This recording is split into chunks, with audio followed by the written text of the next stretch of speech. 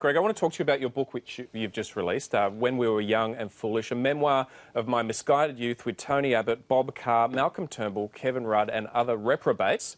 A very colourful cast there now. Now, you met Tony Abbott at Sydney University when you were both running for a staff-student committee, an election which you actually beat the future Prime Minister in. What were your first impressions of Tony Abbott back then? Well, I had very long hair and a long beard. I looked like a pasty-faced Irish Che Guevara who'd had a few too many burritos, I tell you what. And he looked like a rather chunky surfer, tanned and sandy hair and so on. And we both ran for no other reason than animal high spirits, and it is true, he came second in that contest. He gave a very witty, funny speech. I was dull and earnest. Ever since then, I've been trying to make jokes, and he's been, earnest and solid. But when I got to know Tony, it is true that he became really my best friend, and he shouldn't have to wear my friendship like a millstone round his neck, but I would say there's never been a public figure, the reality of whom is more the inverse of the public caricature of him. I mean, the thing about Tony is he's a deeply intellectual person, very thoughtful. He's not a hard man. He's a tremendous romantic. So, and Greg, a sucker for any soft whose fault sob is that? story. Is it the people interpreting him or the way he presents himself in public? It's two or three things. I think he has his limitations as a communicator. That's quite clear. I think some of his tactical decisions in politics have been poor, and I've written about that. The fact that he's a friend of mine doesn't mean I don't criticise him when I think he does the wrong thing. But also, he emerged in politics, as did everyone else in this book, at the height of the Cold War. And the Cold War was a very bitter, terrible conflict, even in Australia. Yeah. And the far left decided that Abbott was a tremendous enemy because he was very good. He won the SRC presidency in the biggest vote in the history of Sydney University as a Conservative.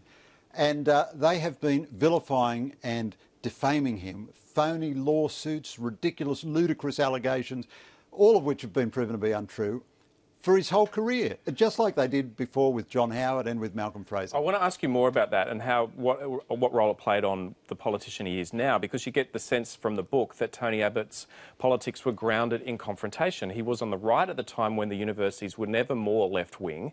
He was fighting communism. He was fighting people on the left. He was doing this all in an incredibly hostile environment, as you point out in the book.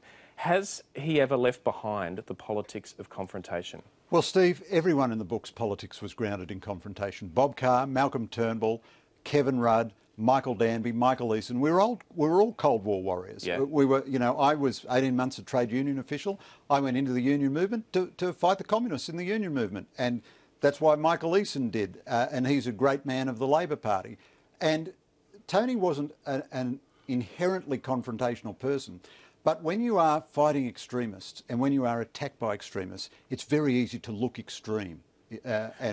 OK, but has he left that behind? Because as opposition leader, he very aggressively rubbed out Julia Gillard and Kevin Rudd as the opposition leader. He talks about his chief of staff as being a political warrior. Even when he survived that near-death experience, as he described it with the non-leadership spill, he told his colleagues, I'm good at fighting the Labor Party, I'm not good at fighting Liberals. I wonder if he's too focused on his opponents and not on leading the nation. Look, that's a very interesting topic, Steve. A really interesting, complex, subtle, nuanced topic. All opposition leaders are very negative. If you look back at what Kevin Howard said about John Howard leading the nation to ruin and so on, or what John Howard said about Keating and so on. But I do think all the attacks on Tony made him very narrowly disciplined on what he would say. He would only say his certain lines. The other thing is, because he is a romantic, and he's a man of nearly my age in his late 50s, the romance we grew up on was the romance of the army and battle and all of that. Now, my romance was Irish Revolution because I'm an Irish Catholic. Tony had more romance in the British tradition, but I think his metaphors tend to be sporting metaphors and military metaphors, and I think people can see that as a bit confrontational. So does that background that you describe, does that make it harder for him to take a position than, say, like Mike Baird did last week, where Mike Baird really took the running on reform to the tax system? And he a lot of people have interpreted it as looked like political leadership where it was missing elsewhere.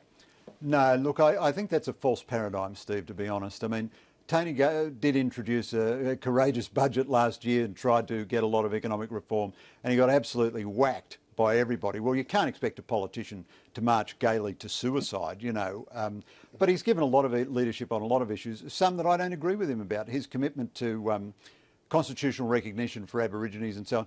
This is deeply grounded in his own personality. He spends weeks a year in remote Aboriginal communities. Just really quickly, there's a number of scoops in the book. One of the things you write about is ALP tried to recruit Tony Abbott. Why did they not get their man? They tried to recruit Tony Abbott and Peter Costello, very good talent spotters. Both Peter and Tony had been involved in fighting the far left at university, so the right wing of the Labor Party was very keen to get these two talents. I think Peter and Tony in the end were more natural conservatives, but it's hard to see them as barbarians if the Labor Party was so keen to get them.